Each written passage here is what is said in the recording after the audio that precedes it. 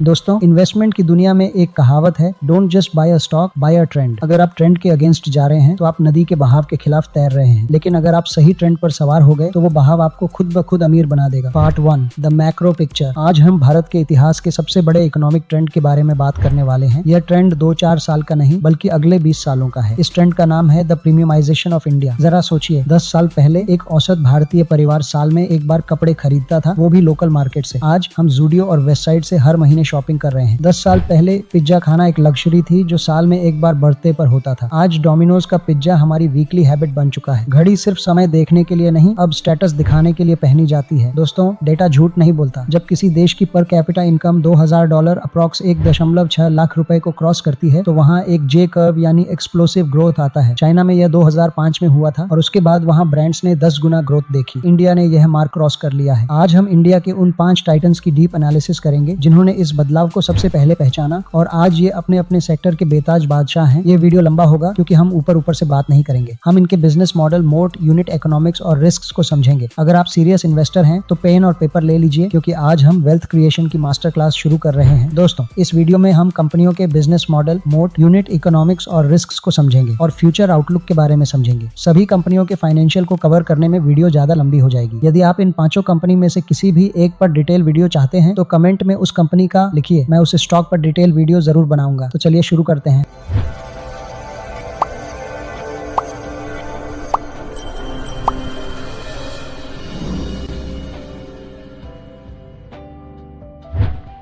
नमस्कार दोस्तों, मैं हूं कृष्णा और स्वागत है आपके अपने चैनल निवेश इन हिंदी पर, जहां हम बनाते हैं सही सोच, सही निवेश और मजबूत। Part 2, the logic of premiumisation, why now. सबसे पहले समझते हैं कि प्रीमियमाइजेशन काम कैसे करता है। इंडिया में एक के शेप्ड रिकवरी चल रही है। इसका मतलब है कि एक बड़ा तबका, middle and upper middle class, अपनी इनकम तेजी से ग्रो रहा है। गोल्डमैन सैक्स की एक रिपोर्ट कहती है कि इंडिया में अफ्लुएंट क्लास यानी अमीर वर्ग की संख्या अगले 4 सालों में 60 मिलियन से बढ़कर 100 मिलियन हो जाएगी। ये वो 10 करोड़ लोग हैं जो प्राइस नहीं क्वालिटी देखते हैं, डिस्काउंट्स नहीं एक्सपीरियंस देखते हैं, प्रोडक्ट नहीं ब्रांड वैल्यू देखते हैं। और यही वो ग्राहक हैं जिन्हें हमारी आज की 5 कंपनियां टारगेट कर रही हैं। चलिए सभी को एक एक करके समझते हैं। Part 3, Titan company, the art of trust. हमारे लिस्ट का पहले स्टॉक जो इंडिया का सबसे भरोसेमंद ब्रांड है। शुरुआत करते हैं टाइटन कंपनी से। टाटा ग्रुप की यह कंपनी सिर्फ एक स्टॉक नहीं है, यह लेट राकेश झुनझुनवाला सर का सबसे बड़ा कन्विक्शन था। लेकिन टाइटन इतना खास क्यों है? क्या यह सिर्फ घड़ियां बेचती है? जी नहीं, टाइटन असल में ट्रस्ट बेचती है और उसका माध्यम है गोल्ड ज्वेलरी तनिष्क। चलिए इसके बिजनेस मॉडल को समझते हैं। First, the business model shift. Titan का 85 से 90% प्रॉफिट अब वॉचेस से नहीं, ज्वेलरी डिवीजन जैसे तनिष्क, जोया, मिया, करटलेन से आता है। इंडिया में ज्वेलरी मार्केट का साइज लाखों करोड़ का है, लेकिन मजे की बात यह है कि आज भी 60 से 70% मार्केट अनऑर्गेनाइज्ड है, यानी आपके पारिवारिक सुनार। तनिष्क का गेम प्लान सिंपल है, अनऑर्गेनाइज्ड से ऑर्गेनाइज्ड की तरफ शिफ्ट होना। सेकंड, द मोट, व्हाई तनिष्क विंस। पुराने सुनार आपको बोलते थे सोने का भाव लगा रहा हूँ, बनवाई यानी मेकिंग चार्ज कम लूंगा, लेकिन वहाँ प्योरिटी की गारंटी नहीं होती थी। टाइटन ने कहा हम प्योरिटी 100% देंगे, लेकिन हम मेकिंग चार्जेस ज्यादा लेंगे, और यहीं पर टाइटन का असली प्रॉफिट है। गोल्ड तो एक कमोडिटी है, उसका भाव सबके लिए सेम है, लेकिन मेकिंग चार्जेस जो 8% से 30% तक होता है सीधे टाइटन की जेब में जाता है। यह उनका ब्रांड मार्जिन है। Third, golden harvest scheme, GHH, the hidden bank. Titan की सबसे बड़ी ताकत है इसकी गोल्डन हार्वेस्ट स्कीम। कस्टमर 10 महीने पैसा जमा करता है और 11वें महीने टाइटन उसे डिस्काउंट देता है ज्वेलरी खरीदने के लिए। फाइनेंस की भाषा में इसे फ्लोट मनी कहते हैं। टाइटन के पास कस्टमर का एडवांस पैसा पड़ा रहता है जिससे वो अपना वर्किंग कैपिटल मैनेज करता है, यानी बिजनेस करने के लिए उधार लेने की जरूरत नहीं, कस्टमर ही फंडिंग दे रहा है। Fourth, future triggers. इसके 3 मेन फ्यूचर ट्रिगर है। एक, करटलेन एक्विजिशन। टाइटन ने करटलेन को खरीदकर online and light jewellery market पर कब्जा कर लिया है। ये जेनजी को टारगेट करता है। 2, जोया। यह इनका अल्ट्रा लग्जरी ब्रांड है जहां मार्जिन्स बहुत हाई हैं। 3, इंटरनेशनल एक्सपेंशन। तनिष्क अब US,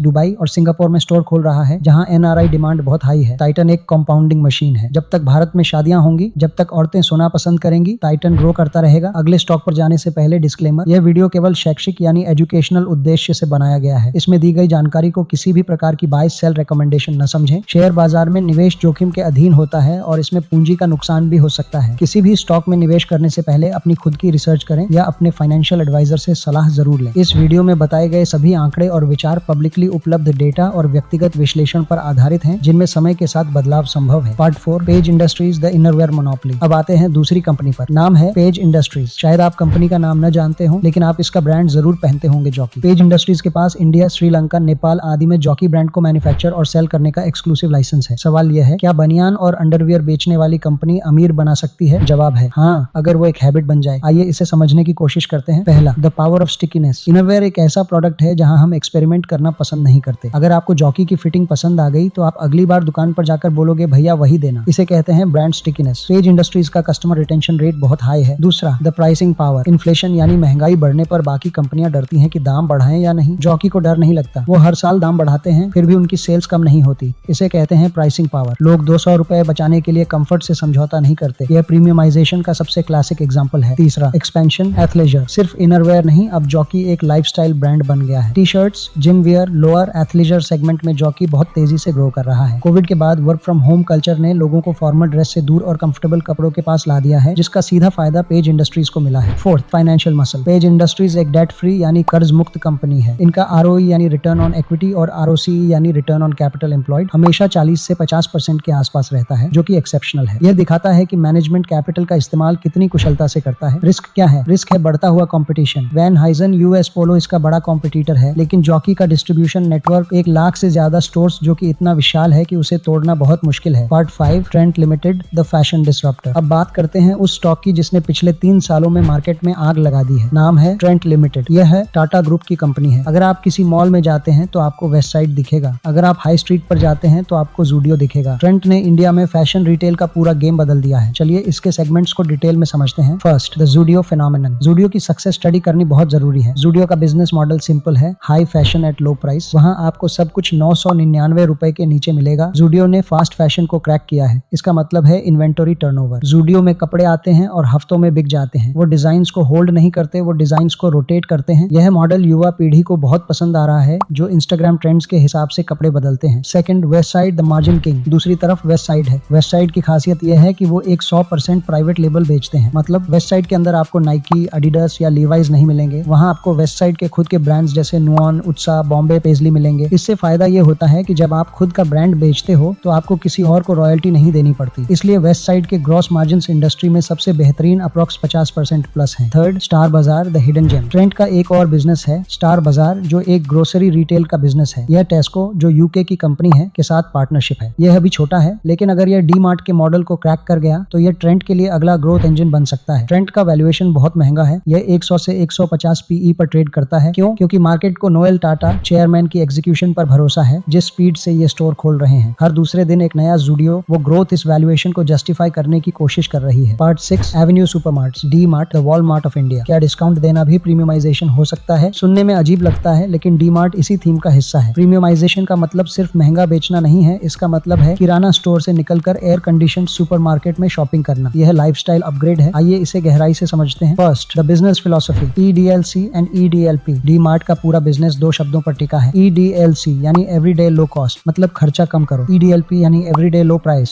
मतलब माल सस्ता बेचो। राधा किशन दमानी सर का दिमाग देखिए। डी मार्ट अपने स्टोर्स रेंट पर नहीं लेता, वो जमीन खरीदता है। इससे शुरू में पैसा ज्यादा लगता है, लेकिन लॉन्ग टर्म में उन्हें कभी किराया नहीं देना पड़ता और कोई लैंडलॉर्ड उन्हें निकाल नहीं सकता। जैसे जैसे साल बीतते हैं उनकी कॉस्ट कम होती जाती है और वो अपने कॉम्पिटिटर से सस्ता सामान बेच पाते हैं। Second, inventory turnover is God. Retail में पैसा तब बनता है जब सामान शेल्फ पर पड़ा न रहे। डी मार्ट का इन्वेंट्री टर्नओवर रेशियो कमाल का है। वो सप्लायर्स जैसे HUL, नेस्ले और दूसरे कंपनीज को जल्दी पेमेंट करते हैं, इसलिए सप्लायर्स उन्हें एक्स्ट्रा डिस्काउंट देता है। वो डिस्काउंट डी मार्ट कस्टमर्स को पास कर देता है। यह एक वर्चुअस साइकिल है, सस्ता माल टू ज्यादा भीड़ टू जल्दी sale to bulk buy to more discount to सस्ता माल, और ये साइकिल चलता रहता है। Third, the future, D Mart ready online. सबको लगा था कि Amazon और फ्लिपकार्ट आने के बाद डी मार्ट खत्म हो जाएगा, लेकिन डी मार्ट ने लॉन्च किया डी मार्ट रेडी। यह इनका ऑनलाइन मॉडल है, लेकिन यहाँ भी स्मार्टनेस देखिए। वो होम डिलीवरी पर ज्यादा फोकस नहीं करते, वो पिकअप पॉइंट्स बनाते हैं। इससे डिलीवरी कॉस्ट बचती है। डी मार्ट धीरे धीरे ई-कॉमर्स में भी अपनी जगह बना रहा है, बिना हेवी लॉस किए। Part 7, Jubilant FoodWorks, a taste of new India. रोटी सब्जी से पिज्जा बर्गर तक का सफर। जुबिलेंट फूडवर्क्स वो कंपनी है जो इंडिया में डोमिनोज पिज्जा चलाती है। QSR यानी quick service restaurant industry Bharat में एक्सप्लोड हो रही है। क्यों? डबल इनकम फैमिलीज यानी पति पत्नी दोनों काम करते हैं, खाना बनाने का टाइम कम है। यंग पॉपुलेशन यानी जिन्हें बाहर का खाना पसंद है, जिसे जोमेटो स्विगी रेवोल्यूशन कह सकते हैं। चलिए इसके बिजनेस स्ट्रेटजी को समझते हैं। First, the fortress strategy. Domino's की सक्सेस का राज है फोर्ट्रेस स्ट्रेटजी। अगर एक इलाके में डिमांड बढ़ती है तो डोमिनोज वहां दूसरा स्टोर खोल देता है, भले ही वो पहले स्टोर के पास हो। इससे डिलीवरी टाइम 30 मिनट से घटकर 20 मिनट हो जाता है। कस्टमर खुश, डिलीवरी कॉस्ट कम, और कोई नया कंपेटिटर उस एरिया में घुस नहीं पाता। इसे कहते हैं अपने किले को मजबूत करना। सेकंड, द न्यू बेट, पॉपाइज। जुबिलेंट को पता है कि वो सिर्फ पिज्जा पर निर्भर नहीं रह सकते, इसलिए उन्होंने पॉपाइज जो फ्राइड चिकन का सर्विस है वो इंडिया में लॉन्च किया है। इसको स्टार्ट करने का मुख्य मुद्दा है KFC का मुकाबला करना। साउथ इंडिया में पॉपाइज को बहुत अच्छा रिस्पॉन्स मिल रहा है। अगर यह पूरे भारत में चल गया तो जुबिलेंट 2 गुना हो सकता है। Third, challenges. QSR बिजनेस में सबसे बड़ा दुश्मन है महंगाई यानी इन्फ्लेशन। दूध, चीज और सब्जियों के दाम बढ़ते हैं तो मार्जिन कम होता है। जुबिलेंट ने इसे टैकल करने के लिए प्राइस इंक्रीज नहीं किया, बल्कि पिज्जा मेनिया नाम से सस्ता पिज्जा लॉन्च किया ताकि वॉल्यूम बना रहे। यह कंपनी अभी शॉर्ट टर्म प्रेशर में है, लेकिन लॉन्ग टर्म स्टोरी इंटैक्ट है। Part 8, valuation and comparative analysis. अब आते हैं सबसे कड़वे सवाल पर, क्या ये स्टॉक्स महंगे हैं? जी हाँ, ये बहुत महंगे हैं। टाइटन लगभग 60 से 80 PE, ट्रेंट लगभग 100 प्लस PE, डीमार्ट लगभग 80 से 100 PE, पेज इंडस्ट्रीज लगभग 60 से 70 PE। आम निवेशक PE रेशियो देखकर डर जाता है, वो सोचता है सस्ता लूं, लेकिन याद रखिए दोस्तों, quality comes at a price. Ferrari कभी मारुति के भाव में नहीं मिलती। ये कंपनियां इसलिए महंगी हैं क्योंकि मार्केट को पता है कि ये अगले 10 साल तक 15-20% की स्पीड से ग्रो कर सकती हैं। अगर आप इनके PE के 20 होने का इंतजार करेंगे तो शायद आप कभी इन्वेस्ट नहीं कर पाएंगे। स्ट्रैटेजी क्या होनी चाहिए? सिस्टमैटिक इन्वेस्टमेंट प्लान या बाइंग ऑन डिप्स। जब भी मार्केट गिरे जैसे 10 से 15%, इन लीडर्स को धीरे धीरे अपने पोर्टफोलियो में ऐड करें। Part 9, the risk, the bear case. मैं आपको झूठे सपने नहीं दिखाऊंगा। हर इन्वेस्टमेंट में रिस्क होता है। इन कंपनियों के रिस्क क्या है? 1, टाइटन। गोल्ड प्राइसेस का बहुत ज्यादा बढ़ना डिमांड को कम कर सकता है। गवर्नमेंट की रेगुलेशंस जैसे इंपोर्ट ड्यूटी का असर पड़ता है। 2, पेज इंडस्ट्रीज। कंपटीशन बहुत बढ़ रहा है। अगर युवाओं ने जॉकी को पुराना ब्रांड मान लिया तो दिक्कत होगी। 3, ट्रेंड, फैशन बहुत रिस्की है। अगर जूडियो के डिजाइन आउट ऑफ फैशन हो गए तो इन्वेंटरी का लॉस बहुत बड़ा होगा। 4, डीमार्ट। सबसे बड़ा खतरा क्विक कॉमर्स जैसे ब्लिंकिट, ज़ेप्टो है। अगर लोग 10 मिनट में सामान मंगाने के लिए एक्स्ट्रा पैसा देने को तैयार हो गए तो डीमार्ट का मॉडल हिल सकता है। 5, जुबिलेंट, हेल्थ कॉन्शियसनेस। अगर लोग हेल्थी ईटिंग की तरफ बहुत तेजी से मुड़े तो पिज्जा बर्गर की सेल्स गिर सकती है। Part 10, conclusion, the wealth road map. तो दोस्तों, निष्कर्ष क्या है? इंडिया बदल रहा है। हम सेविंग इकोनॉमी से कंजम्पशन इकोनॉमी बन रहे हैं। प्रीमियमाइजेशन कोई बुलबुला नहीं है, यह एक हकीकत है। आपके पास 2 रास्ते हैं। इस बदलाव को सिर्फ दर्शक बनकर देखें या फिर इन कंपनियों का हिस्सा बनकर इस ग्रोथ का फायदा उठाएं। ये 5 कंपनियां Titan, page, Trent, DMart, Jubilant India की ग्रोथ स्टोरी के चैंपियंस हैं। इनमें रातों रात पैसा नहीं बनेगा, लेकिन अगर आपके पास 5 से 10 साल का नजरिया है तो ये आपके पोर्टफोलियो के कोर पिलर्स बन सकते हैं। मैंने अपना काम कर दिया, अब आपकी बारी। इन 5 में से आपका फेवरेट स्टॉक कौन सा है? कमेंट में बताइए, मैं हर कमेंट पढ़ूंगा। अगर इस डीप एनालिसिस से आपको वैल्यू मिली हो तो इस मेहनत के लिए एक लाइक जरूर कीजिए, सब्सक्राइब कीजिए ताकि अगली वीडियो मिस ना हो। तब तक के लिए सीखते रहिए, क्योंकि सीखना बंद तो जीतना बंद। सही सोच, सही निवेश, मजबूत भविष्य। जय।